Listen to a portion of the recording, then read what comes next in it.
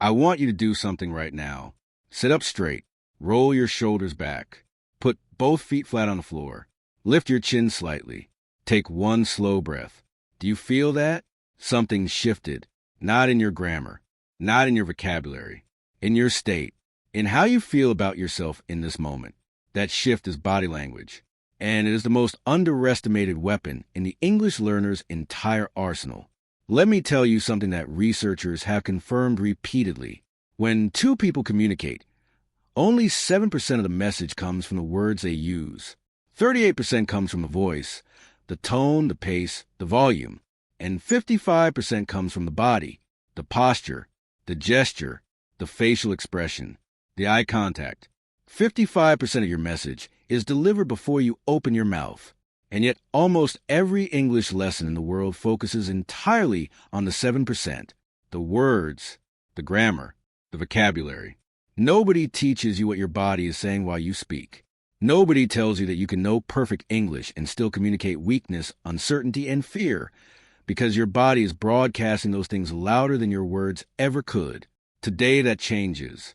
In this video, I am going to show you exactly what confident English speakers do with their bodies, what signals they send, what habits they have built, and how you can build the same habits, starting today, so that the next time you open your mouth in English, your body is working with you instead of against you. Subscribe to this channel for more English that gives you a real advantage. Now let's begin. Part 1. The body speaks first and louder. Here's a scenario I want you to recognize.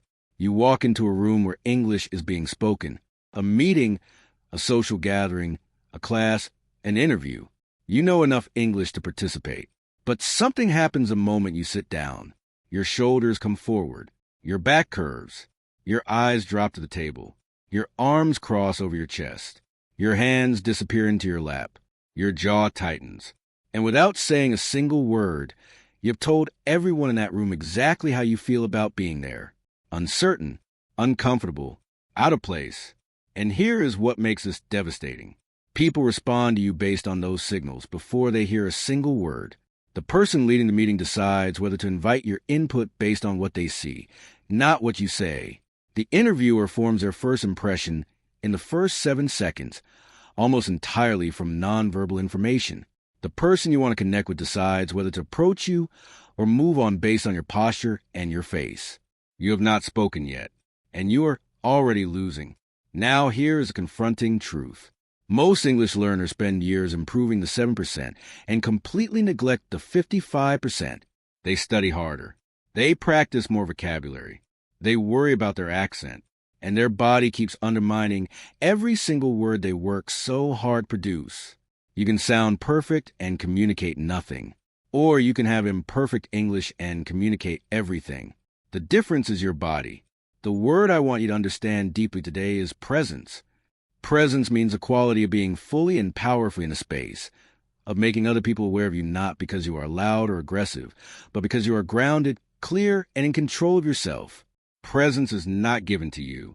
It is built, and your body is how you build it. Part 2. The 5 body language habits of confident English speakers. I am going to give you 5 habits. These are not theories. These are observable behaviors that confident English speakers use consistently. In conversations, in meetings, in interviews, in presentations, in any situation where English is the language of the room. Study each one, understand why it works, and then build it into your body one habit at a time. Habit 1. They stand and sit like they own the space. Watch a confident English speaker in a room.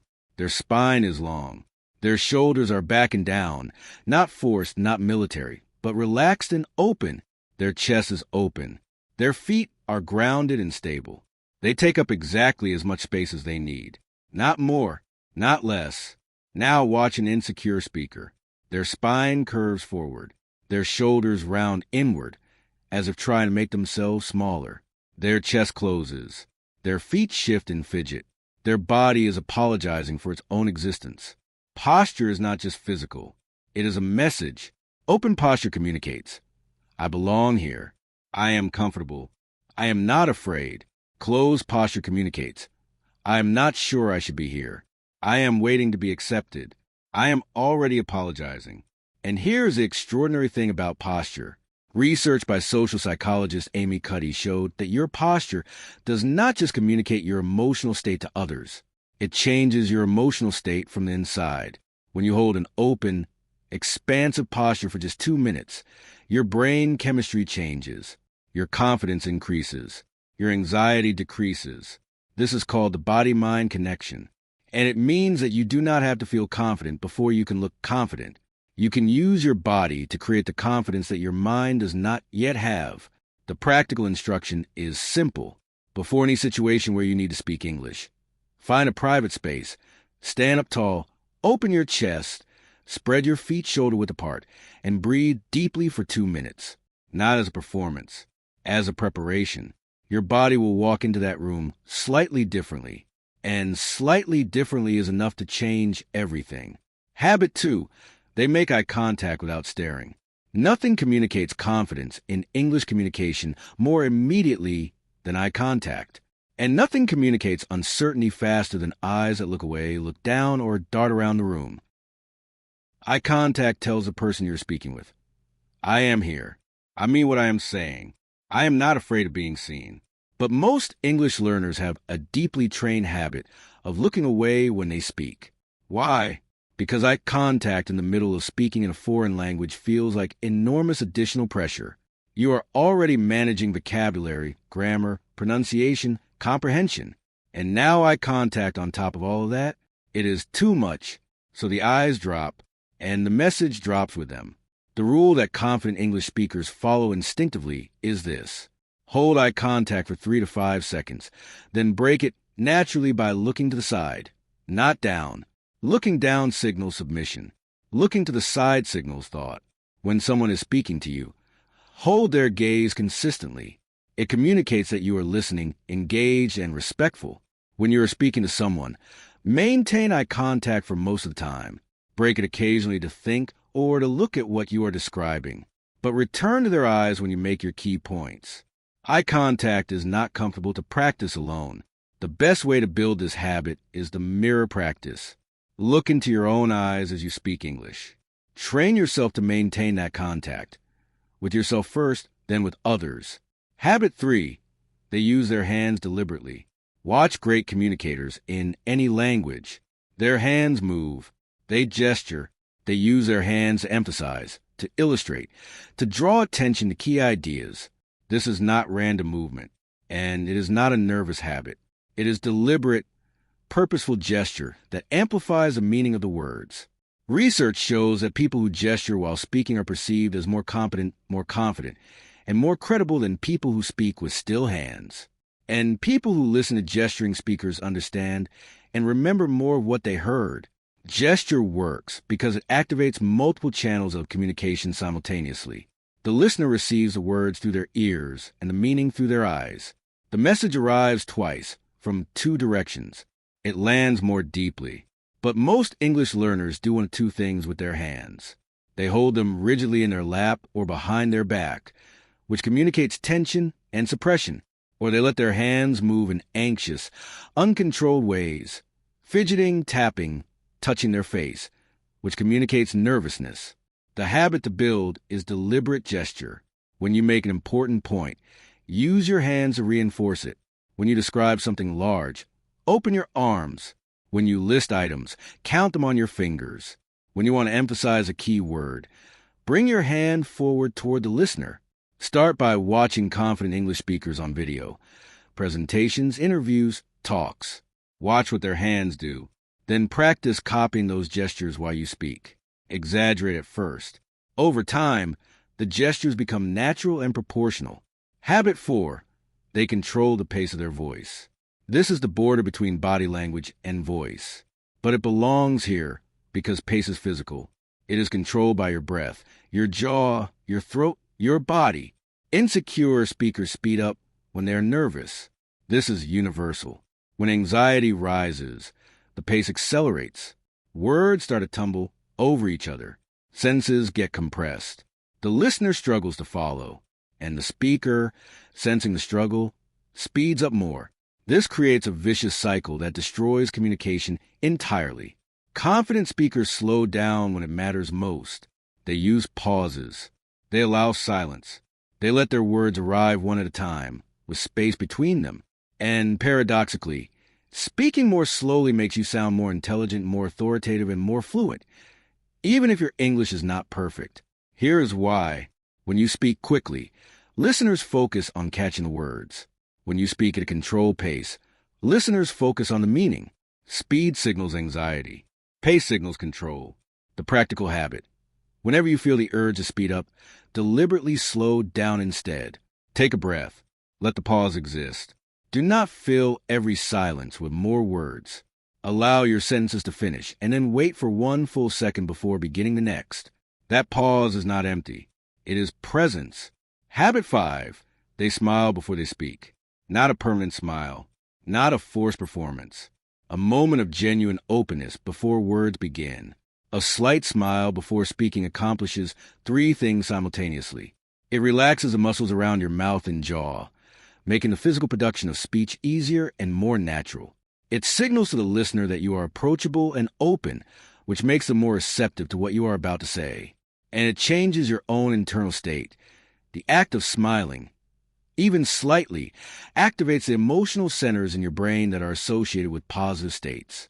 You cannot force a genuine smile, but you can create the conditions for one. Think of something you genuinely enjoy about the conversation you are about to have.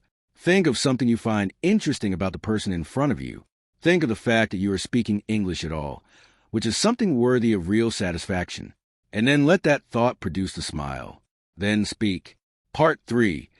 The body language mistakes that destroy your English. Now I want to show you what to stop doing. Because for every powerful habit, there is an equally powerful mistake that is costing you credibility every time you speak. The first mistake is touching your face while you speak. Touching your nose, your mouth, your chin, your ear, while you're talking or listening, is one of the strongest nonverbal signals of discomfort and uncertainty. It is an unconscious self-soothing gesture, and most people do it without knowing. Watch yourself on video. You will be surprised how often your hand goes to your face when you are uncertain. Start catching it. Drop the hand deliberately to your lap or to the table. The discomfort you feel when you stop touching your face is exactly the discomfort of building a new habit. Push through it. The second mistake is nodding too much. A small, measured nod communicates that you are listening and engaged. Continuous, rapid nodding communicates anxiety and a desperate desire to be liked and accepted. It looks like you are agreeing with everything before you have had time to process it, and it undermines every position you take and every opinion you express. One deliberate, slow nod is more powerful than 10 rapid ones. Practice this in mirror conversations. The third mistake is pointing. Pointing directly at a person while speaking to them or about them is perceived as aggressive in almost all English-speaking cultural contexts. Replace pointing with an open hand, palm up, fingers together, directed toward the person or thing you're referring to. Open palm gestures communicate generosity and openness. Pointed fingers communicate accusation and confrontation. The fourth mistake is standing or sitting too far from your normal center. When people are nervous, they either crowd forward into someone's personal space, which creates discomfort, or lean so far back that they appear disengaged and withdrawn. Find a natural, comfortable middle distance. Hold it. Let it communicate that you are present without being imposing. Part 4. The daily practice that builds body language fluency. Body language, like spoken language, is built through repetition. You cannot read about confident posture and immediately have it. You have to practice it until it becomes automatic, until it becomes who you are. Here is the daily practice. Every morning, spend 2 minutes in power posture before you do anything else. Stand tall, chest open, feet planted, chin level. Breathe. Let your body set the tone for the day before your mind starts filling with anxiety and to-do lists and self-doubt. Every time you practice speaking English, out loud to yourself in the mirror, include your body. Stand up. Use your hands. Maintain eye contact with your reflection. Practice the pace. Practice the pause. Do not practice English sitting slouched over a phone. Practice it the way you want to deliver it. Once a week, record yourself on video, not audio. Video, watch it back without the sound first. What does your body say? What does your posture communicate? What are your hands doing? What does your face express? Then watch it with sound. Notice where your body and your words are aligned and where they are contradicting each other. This is the most uncomfortable practice in this entire system, and it is the most effective because you cannot change what you cannot see. And most people have never seen themselves communicate. They have a mental image of how they come across that is entirely constructed from the inside, and it is almost always wrong. See yourself, know yourself, change yourself. Closing, let me say something direct to you before this video ends. You have spent years working on your English.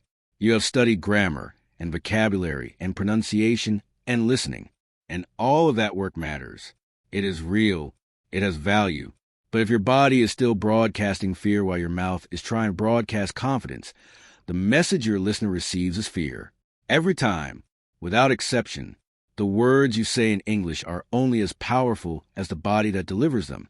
The good news is that body language is learnable. It is trainable. Every single habit I described today can be built through deliberate daily practice. None of them require natural talent. None of them require you to be a different kind of person. They require only that you start practicing them. Today, not in your next English class, not when you feel more confident.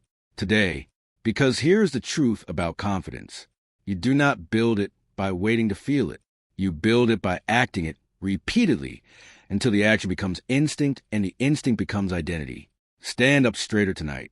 Hold eye contact a second longer than feels comfortable. Let the pause exist after your key point. Drop your hand away from your face. Speak more slowly than anxiety is telling you to. Do these things today, and tomorrow, and every day after that.